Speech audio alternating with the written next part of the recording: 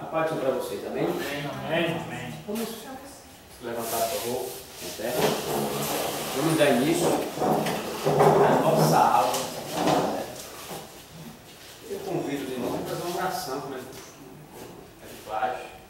Tá certo? Eu queria que o jovem, por favor, fizesse essa oração inicial da aula nessa tarde. Por favor. Senhor, meu Deus, meu Pai, Jesus, abençoa cada um que aqui está presente, meu Deus. Abençoa aqueles que vêm ainda, Jesus. Deus, nos abre nosso entendimento, Jesus. Aleluia. Sabedoria. Aleluia. Em nome do Senhor Jesus. Deus. É assim que eu te agradeço. Amém. Amém. Por favor, pode sentar. Amém. Amados irmãos, da paz do Senhor. Amém, amém. Bom, já estamos atrasados, mas vamos dar início à nossa aula nessa tarde, tá certo? A semana passada, na última aula que tivemos, chegamos a um acordo que seria ministrada a aula de quê? Introdução bíblica, ou chamada como bibliologia. Bibliologia, porque fala assunto concernente sobre a Bíblia Sagrada. Vamos entrar na introdução. Vamos comentar sobre essa introdução e explicar minuciosamente sobre o assunto. Tá certo? Qual é o seu nome? Tiago Almeida. Tiago Almeida, por favor. Eu queria que o senhor começasse a ler no conteúdo programado. Nós estamos aqui, vocês podem ver sobre a bibliologia. Aí temos um conteúdo programado, a introdução à bibliologia, unidade 1, unidade 2, unidade 3 e a biografia. Tá certo? Por favor, comece a ler a unidade 1, por favor. Certo, unidade 1. O nome Bíblia, origem e significado. Material em que a Bíblia foi originalmente escrita em seus formatos. Língua originais da Bíblia. Os ortógrafos da Bíblia. Os principais manuscritos conservados. A divisão da Bíblia, o Antigo e Novo Testamento. Deu para entender? Então agora vamos começar, tá certo? Vamos partir agora para a folha 2. E na folha 2, vamos começar explicando a unidade 1 da folha 2. Ok? Ok? Ok. Por favor, meu filho, leia a unidade 1. O nome Bíblia, origem e significado. O termo Bíblia, do grego, biblos, no caso vem, que significa livros ou coleção de livros. Vertida para o latim, a palavra biblos tornou-se substantivo feminino singular, Bíblia. Assim também usamos em português. Foi João Crisóstomo, o 4º século de nossa era, o primeiro a aplicar o termo Bíblia às Escrituras Sagradas. A partir daí, toda a cristandade... Então entenda bem o seguinte, só um segundinho. O significado e origem do nome, tá certo? Então o termo Bíblia, a gente começa a entender de uma forma ampla e clara. Quando eu falo o nome Bíblia, eu consigo entender algo chamado coleção. Pode entrar, por favor, atrasada, mas pode entrar. Perdão pelo atraso. Tudo bem. Começamos a entender coleção de livros. Então, o que é que nós podemos entender agora? Se o nome Bíblia quer dizer coleção de livros, tá certo? Agora a sua mente ela entende porque o nome tem Bíblia Sagrada. São livros sagrados. Quer dizer, se tivesse apenas o nome Bíblia, não seria divino. Alguma dúvida? Não entenderam bem? Porque o nome Bíblia quer dizer coleção de livros ou coleção de livros pequenos. Por isso tem Bíblia Sagrada, porque a Bíblia é a coleção que reúne vários livros, como Mateus, etc, etc, etc. Se não tivesse o nome sagrado, ou sagrada, não seria algo divino, não seria inspiração. Por isso que se chama Bíblia Sagrada. Alguma dúvida sobre o assunto? Não. Conta o Guilherme, por favor. Por favor, com licença. Pode ver lá na caixa 13. Por favor, claro que posso. Estamos aqui explicando a falta que a senhora faz na aula, Né? por ser a primeira a chegar. Estamos na folha 2, tá certo? Na folha 2. Expliquei a unidade 1. E agora os nomes mais comuns do livro sagrado. Então entendam bem. Quando se fala livro, está errado? Não. Mas muitas pessoas na igreja, quando você fala, o livro fica com raiva. Ou não fica? Eu já vi vários irmãos, quando eu chamava de livro, ficar chateado. Concorda comigo ou não? Sim. Mas por que ele se chateia? Por falta Conhecimento. do conhecimento. Agora eu pergunto a você, vocês tinham essa ideia? Eu tenho. Você Eu não sabia. já sabia. Você tinha essa ideia, meu filho? Se tivesse um culto que chamasse a Bíblia só de livro, você achava normal? Né? Livro sagrado. Então eu posso chamar de sagrado e retirar o termo livro, porque para mim é sagrado. Tá certo? Alguma dúvida? Não. Os nomes mais comuns do livro sagrado. Tá ok?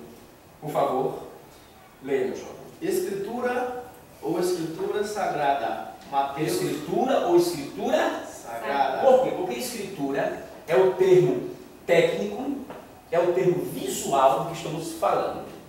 Então, quem pode falar escritura pode ser qualquer pessoa que não tem conhecimento religioso. Como eu e você temos o conhecimento e a base religiosa, nós chamamos de escritura sagrada. Alguma dúvida sobre o assunto? Não. Alto, claro, continue. Livro do Senhor. Livro do Senhor, que está relatado em Isaías, capítulo 34, verso 16. Está certo? Então, o livro do Senhor. A palavra de Deus, no Evangelho de Marcos. Oráculos de Deus. Também se encontra no livro de Romanos. A Bíblia é a revelação de Deus para os homens, através de quê? Do testemunho de quê? De fé. De fé de um povo que o quê? Se Se relacionou com ele.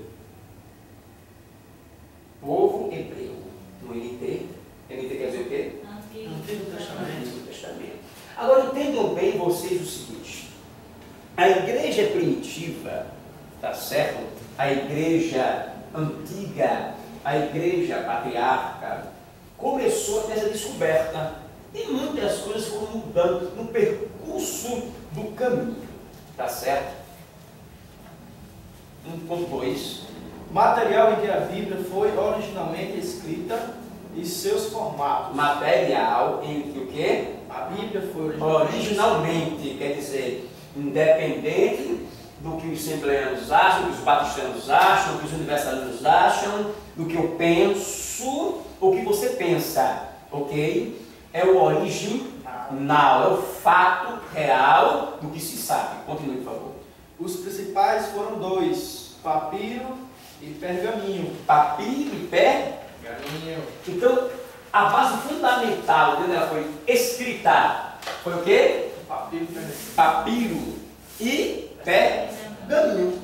São as bases fundamentais do que vocês hoje chamam e têm e acreditam de Bíblia Sagrada. Papiro, por favor, leia. Era extraído de uma planta aquática desse mesmo nome.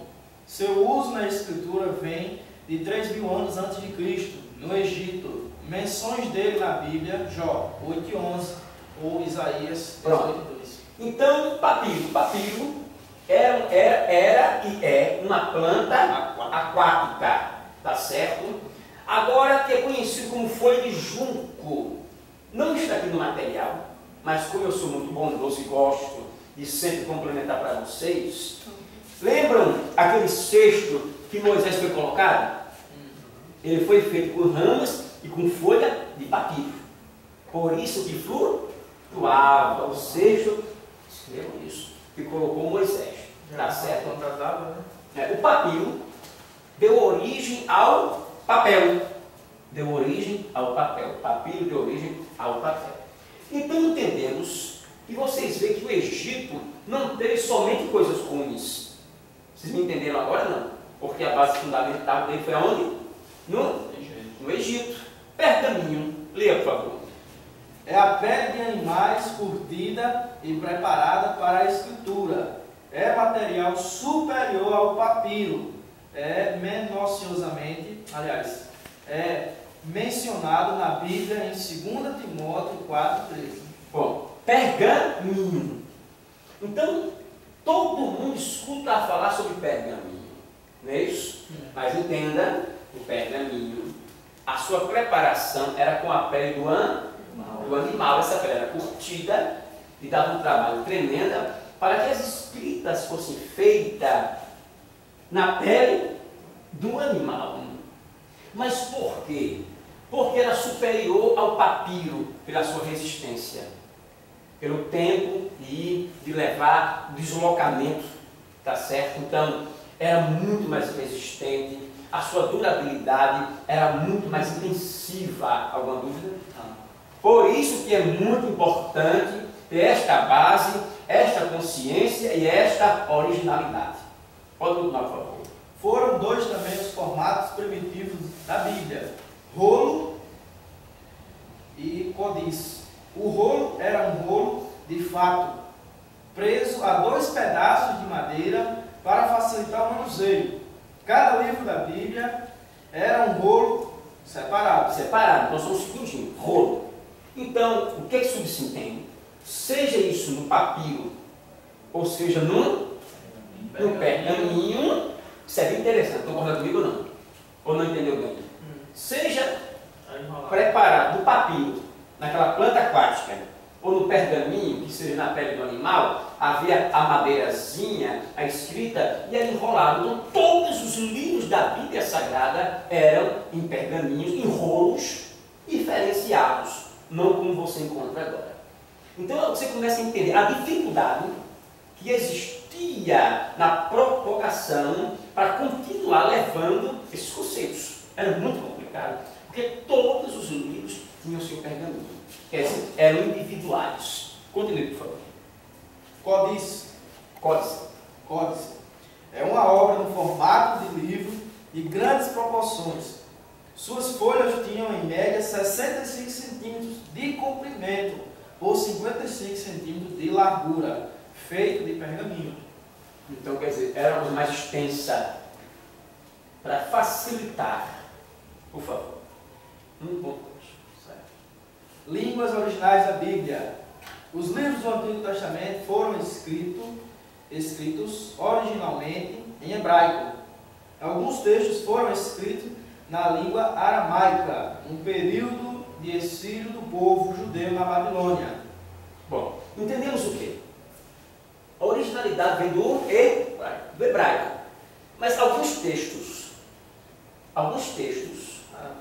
foram escritos em aramaico. Isso nos leva a entender a dificuldade da interpretação e a dificuldade da compreensão dos textos devido à diversidade, a número. Havia muito tipo de pessoas que estavam escrevendo. Agora, eu pergunto a vocês o seguinte: vocês acham e acreditam que houve erros ou algumas palavras se perderam no percurso dessas escritas?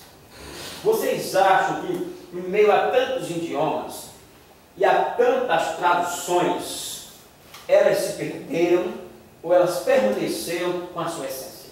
Eu acredito que se perderam. Eu acredito, eu não sei. Vamos descobrir agora. Vamos descobrir agora. A originalidade dos textos da escrita é muito complicado. Isso quando eu falo inglês, eu falo espanhol, eu falo italiano. Vou dar um exemplo para vocês. Eu estou fechando uma negociação internacional com um boliviano, tá certo? E outro com uma pessoa na Bolívia, e estou fechando um contrato com uma pessoa em Portugal. E a pessoa me mandou um e-mail, tá certo? O boliviano me mandou um e-mail, o português também me mandou um e-mail, tá certo? Então, dois e-mails diferenciados, com a mesma pergunta, entendeu? E outro também, um da Argentina, e outro também me mandou um e-mail do Equador, e um da Bolívia. Quando eu fui responder os e-mails, dentro da pergunta, quando eu fui traduzir a pergunta dele, o pedido dele, a solicitação, e houve uma certa dificuldade para conseguir claramente explicar o que ele quer. Você entendeu bem ou não? Se gerou. E a urgência da tradução era muito rápida. Eu não tinha uma semana nem 2 dias, tinha meia hora para resolver isso. E quando eu fui traduzir, devido ao português e ao sentido deles lá, tivemos uma dificuldade, porque ele não ia entender algumas coisas. Havia necessidade de uma pesquisa mais minuciosa para que ele pudesse colocar 100% que a gente queria que ele compreendesse. Vocês entenderam agora? Então eu respondi, de 1 a 100, 98%. Mas a 2% se perderam. E talvez esses 2% que se perdeu é o que me faria fechar o negócio. Vocês entenderam sim ou não? Sim. Sempre se perde alguma coisa. Temos uma perca enorme na escritura. Continue, por favor. A língua hebraica antiga possui vogais. Foi somente após o século VII, depois... A língua hebraica antiga não possuía. Não possuía vogais, exatamente. Continue. Foi somente após o século VII, depois de Cristo, que sábios judeus chamados de mossoretas fixaram o sentido do texto, acrescentando as vogais em forma de pequenos pontos em cima e embaixo das consoantes. Então vocês observam a dificuldade da tradução. Imagine não ter vogal, só consoante. Imagine escrita dessa maneira, é complicado? Muito complicado. Muito complicado. E para trazer isso para a gente, era muito dificultoso. Continue, por favor. A segunda parte da Bíblia, o Novo Testamento, foi escrita em grego. No tempo de Jesus e dos apóstolos, essa era a língua mais falada no Império Romano. Mesmo sendo o latim a língua oficial, na Palestina falava-se aramaico. Bom, entendam bem. A segunda parte da Bíblia, né, o Novo Testamento, foi escrito em grego. Em grego. No tempo de Jesus e dos discípulos. Essa era a língua mais falada no Império. Não confundam país com império. Era falada onde? No Império. Quer dizer, mais falada no Império. No Império Romano. Mas a língua oficial da Palestina que falava é o quê? O aramaico. Então começa a ter o segundo problema, que agora a tradução do Novo Testamento fugiu, perdeu o sentido, porque foi traduzida dentro de uma localidade e não de uma nacionalidade. Entenderam ou não? Imagine eu escrever uma carta na visão do que esse cara aqui acha, e não a visão do que o Estado acha. Vocês entenderam agora? Aí veio a segunda perda, que foi a maior que teve. Tá certo, isso é monstruosa, é terrivelmente monstruosa, porque agora perdeu. Por que não traduziram na língua oficial, no aramaico? Né? Por quê? Porque os imperadores queriam dominar o idioma e dominar o controle religioso. Como a religião tinha uma base, uma força oficial, o Estado se envolvia na religião. Vocês assistiram o filme, já viram várias cenas sobre isso? Né? Que o Estado se envolvia na religião e mandava na religião. Isso perdura e dura até hoje. Alguma dúvida? Vamos partir para a folha 3. Os autógrafos da Bíblia. Apareceu o Pedro do senhor. Não fala da sua esposa, viu? Folha 4, Folha 4? Folha 4. Folha 4, por favor. Não possuímos manuscritos originais da Bíblia, chamados também de autógrafos. A razão disso é que os materiais de escritas antigos eram muito frágeis. Foi daí que surgiram os escribas e os copistas. Para um pouco. As pessoas falam o que não sabem.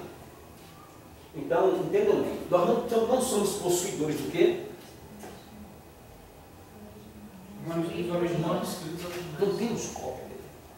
Não somos os brasileiros não são possuidores de nenhuma cópia sequer. Entendeu? Do original, nada, não tem. Aí surgiu o quê? Os escribas e os copistas. copistas. Para quê? Continue. que eram responsáveis por copiar os manuscritos, quando estes se encontravam em estado de degradação. Depois de copiar o manuscrito, o anterior era queimado para evitar que, com a deterioração, fosse posteriormente lido de forma equivocada. O copista acreditava que seria punido severamente por Deus, caso adulterasse um ponto sequer na sua palavra sagrada. Você sabia disso, não? Ah, acho que no livro do Apocalipse fala, né? Se alguém acrescentar ou tirar Não, eu falo desse conhecimento aqui. A questão que havia esses copistas, pessoas que copiavam, os escribas também tinham a obrigação de copiar, tá certo, os textos sagrados, no percurso dos anos, na sua destruição, copiavam, eram destruídos para manter. Mas quem garante até que ponto eles transcreveram realmente todos os fatos? Não mudaram nada. E não mudaram nada, que estavam com o poder na mão. E muitos escribas não eram nem religiosos. Entendeu? Isso nem era. Alguma pergunta? Mas dentro da liturgia, eles acreditavam que, se caso adulterassem, receberiam severamente uma punição do divino. Alguma dúvida? Isso entre eles e o divino. Eu não estava lá na época, né? Alguma dúvida, mas interessante, muito interessante, né? Por favor. Os principais manuscritos conservados. Muitos manuscritos da Bíblia são conservados em bibliotecas ou museus importantes. Os principais manuscritos conservados são os que se seguem. Códice Alexandrino. Este manuscrito data do século IV e pertence ao Museu Britânico, em Londres. É possível que ele possuísse todos os livros, tanto do Antigo quanto do Novo Testamento, mas parte dele se estragou. Então a gente fica. Quem nada disso aqui, eu não acredito. Entendeu? Então fica difícil porque parte dele se estragou. Então, no fundo, aí fica aquela briga. Será que todos os textos sagrados, como Mateus, existiam, todos são verdadeiros? Porque existem cópias. E essas cópias não são totalmente completas porque partes se perderam. E a cópia que existe não pode provar que nós temos o original e é real. Alguma dúvida não? Por isso que a salvação é pela... Alguma pergunta não? É por isto, entendam que é pela fé. Sem fé é impossível agradar a Deus. Alguma pergunta sobre o assunto? Esse assunto é muito interessante, né? Por favor. Códice Sinático. Este manuscrito foi encontrado por um professor alemão de nome von Tischendorf, quando viajava pelo Oriente Médio. Num cesto de papéis usados, cujo destino seria o fogo, ele encontrou várias folhas de pergaminho escritas em grego. Retornando ao mesmo local, isto é, o mosteiro de Santa Catarina, no Monte Sinai, em 1859, um dos serventes mostrou-lhe outros materiais, a saber, uma cópia da tradução grega do Antigo Testamento. Com diplomacia, Tristosfor convenceu os monges a enviarem o manuscrito ao Alexandre II, protetor da Igreja Ortodoxa Grega. O Códice Sinático, desde 1859, se encontra na Biblioteca Imperial de Leningrado, São Petersburgo. Bom, entendam bem tudo o seguinte. Tudo isso é fato. Eu pensei que realmente existe lá. É real. Existe uma copiazinha de alguns trechos. Mas não completa. Não é um fato. Então, o que vocês têm que entender? Que a fé é o fundamento de tudo. Então, a crença nossa é divina. Alguma pergunta? Ou seja, significa que não, essa tradução não está toda completa, ou são a tradução originais, mesmo, as primeiras escritas. Não são. Não são. Não são. Aí veio pessoas traduzindo e... Veio os tradutores mais recentes, da nossa época, que terminaram de dificultar as coisas mais ainda. Ainda hoje existem versões de Bíblias que continuam se atualizando. Se atualizando, que é errado, né? Que tentam atualizar, que não pode ser atualizado. É como aquela Bíblia chamada Linguagem de Hoje. Que não é vergonha ao cristiano. É atualizada, É atualizada e sucessivamente. A Bíblia tem que se adaptar à humanidade, mas é a humanidade que deve se esforçar para se adaptar ao conhecimento da palavra de Deus. Dentro disso aí, bispo, eu queria assim, ouvir a sua opinião a respeito dessas Bíblias que estão saindo aí. A Bíblia do homem, Bíblia da mulher, Bíblia de oração, Bíblia não sei o quê. Isso é a comercialização da fé. Alguma dúvida? Não. Não, mas não é verdade. Eu estou errado. Chama-se a comercialização da fé. Isso é pecado? Grande.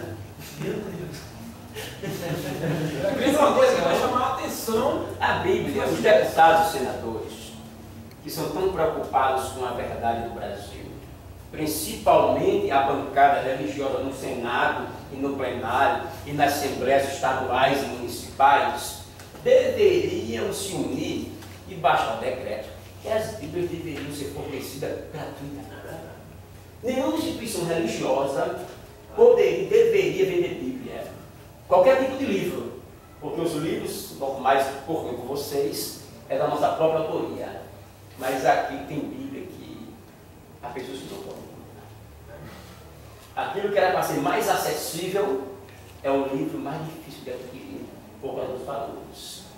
Tem a Bíblia de luxo, não é? Tem a Bíblia de cara de couro, Bíblia disso, Bíblia daquilo. E agora tem a Bíblia de empresário, né? Já viu não? Tem agora a Bíblia de empresário. A Bíblia da mulher que ora. Que cada aluna quer mostrar que a sua é melhor do que a outra. A que não ora não pode montar. E no fundo, chama-se comercialização. Porque o autor que fez, ele de uma certa forma, ele distorce um pouco, né, o assunto. Porque se eu boto a Bíblia da mulher, então eu vou engrandecer o ministério feminino. Eu vou provar que o ministério feminino é um ministério forte. Entendeu agora? Se eu crio a Bíblia do empresário, eu vou mostrar que a Bíblia tem pessoas ricas, poderosas e que o dinheiro não é pecado. Você entendeu agora? Aquilo que ela apresenta, Bíblia pentecostal, a Bíblia pentecostal, ela só procura texto real que fala do avivamento. Você entendeu? Então, cada Bíblia, o nome identifica aquilo que ela quer que você acredite. Aí foge do divino, né? Porque quando eu leio a Bíblia sagrada, eu entendo que a Bíblia precisa ser mais cristã e ter um encontro verdadeiro com Deus. Alguma dúvida?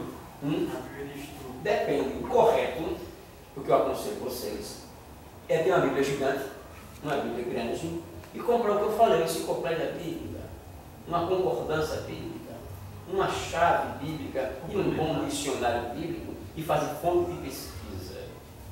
Porque se eu me apoio em estudo de Bíblias, eu acabo perdendo a visão, porque eu vou caminhando ao que fulano acha que é correto, ao que fulano quer, e posso me irmãoter lá no meu campo.